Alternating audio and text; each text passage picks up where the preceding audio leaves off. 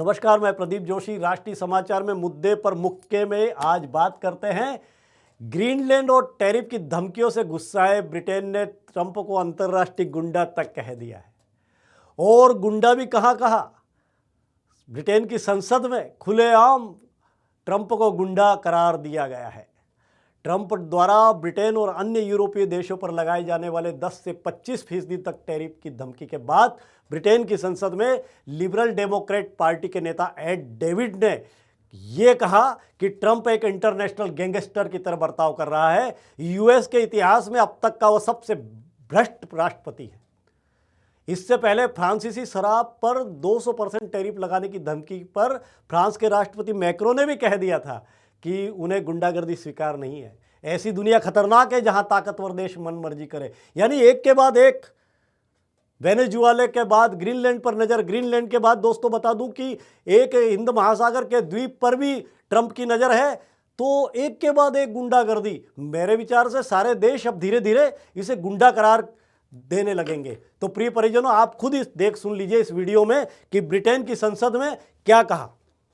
President Trump is acting like an international gangster, threatening to trample over the sovereignty of an ally, threatening the end of NATO altogether, and now threatening to hit our country and 7 European allies with outrageous, damaging tariffs unless he gets his hands on Greenland.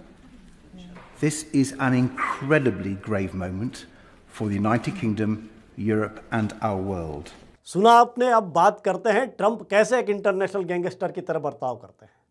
बताया जा रहा है कि कुछ दिन पहले ही France के राष्ट्रपति मैक्रों का प्राइवेट मैसेज लीक हुआ था।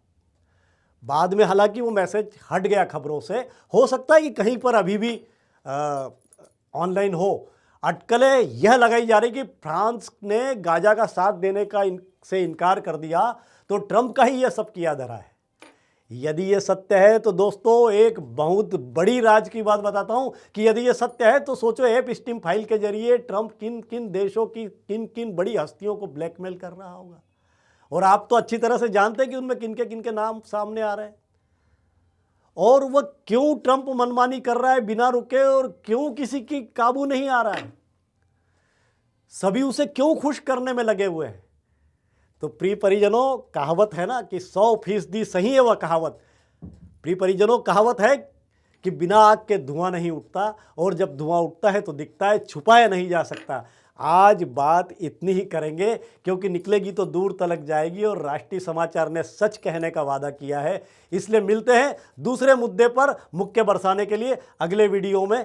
तब तक प्रदीप जोशी का राष्ट्रीय प्रणाम।